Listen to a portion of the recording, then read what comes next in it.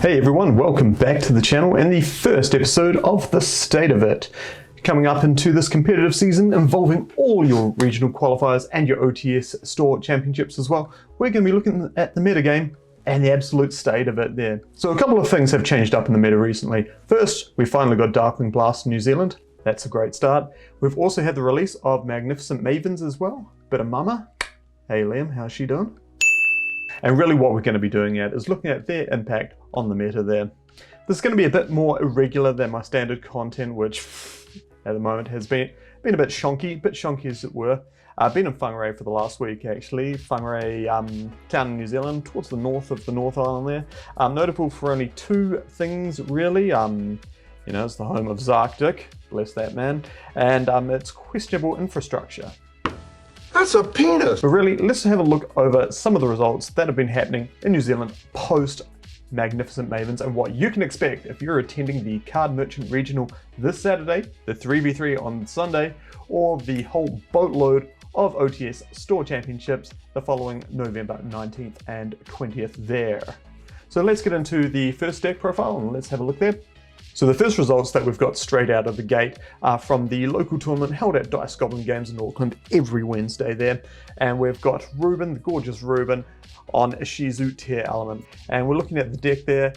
Now this list is a bit weird because at the time of making it, the new Ishizu cards did not exist in Neuron. So if you're wondering why he's playing the old Kelbeck, the old Keldor, that is the reason why.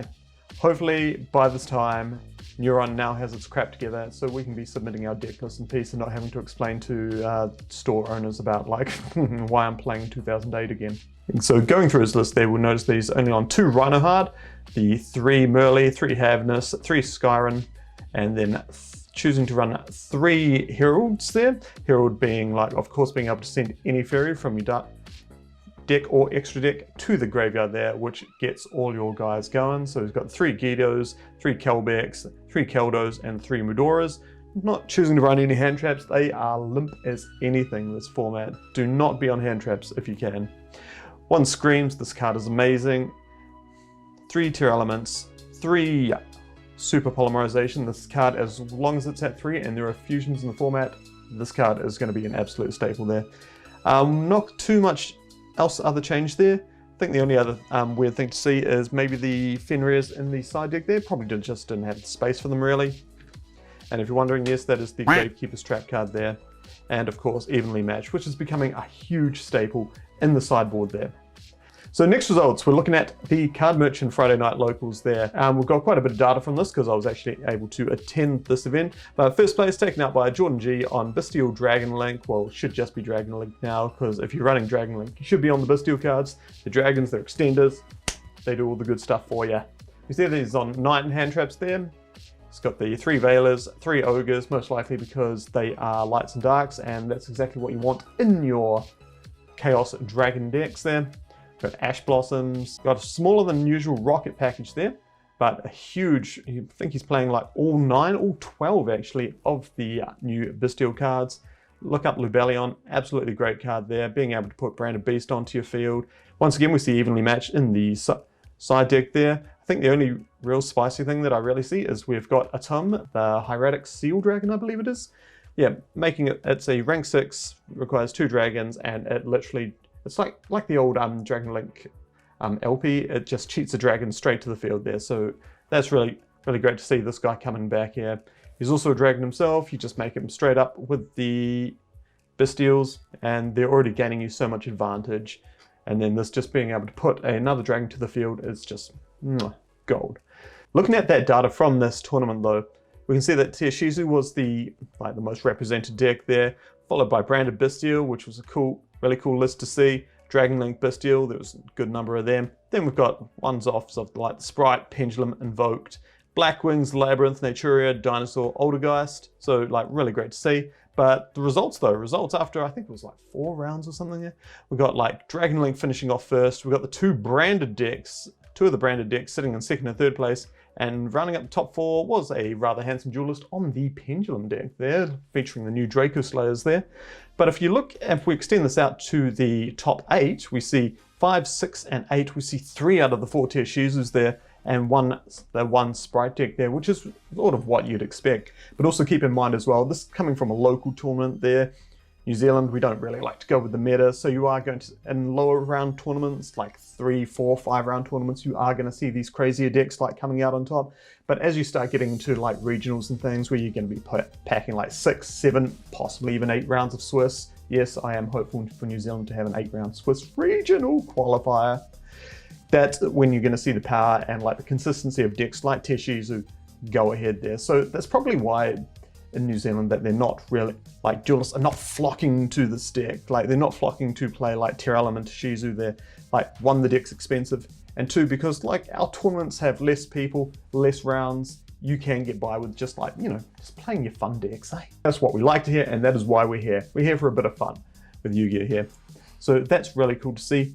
But if we're going across now, there was another tournament on Friday night. Well, I mean, there's tournaments everywhere on Friday night, but the other results that we've got here, we've got Drew G from Christchurch playing Spright with, as he terms it, funny cards. I think he found like a random level 2, the Psychic Rover, I believe it is. He found that in his bulk box and was just like, yeah, stuff it.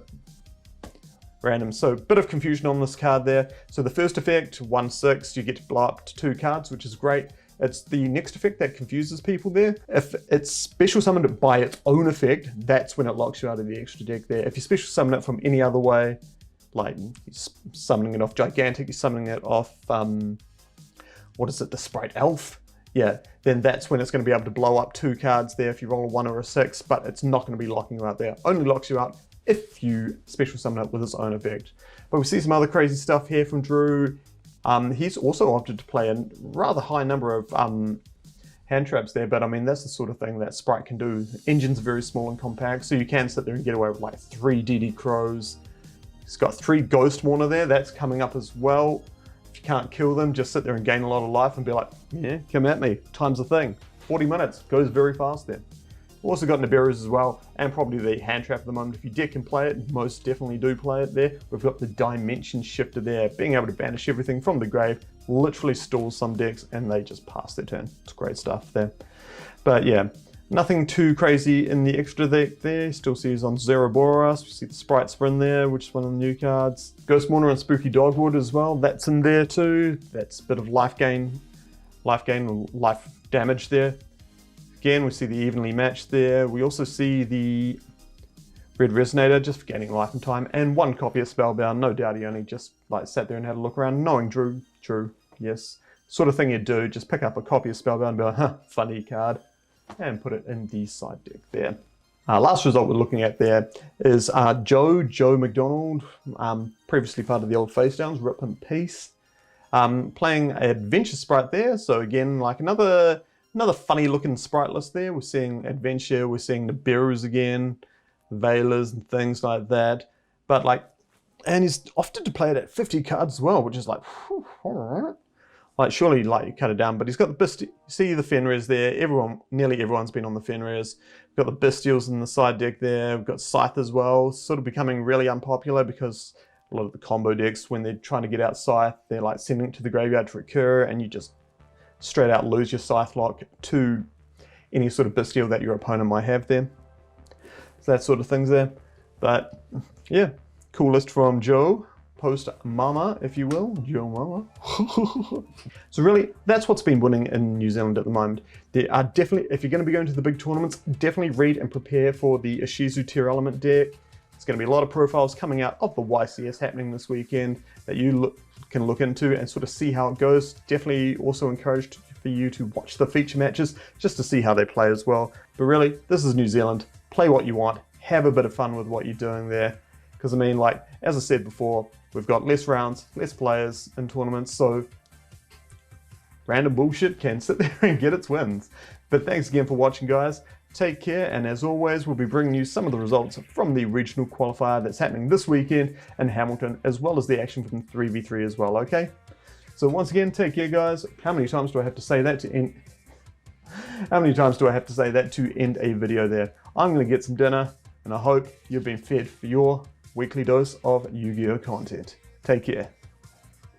Hey guys, Kids from the editing room here. So it turns out we just have the results of YCS Pasadena come through, so let's just have a look at them and see what we've got. Oh,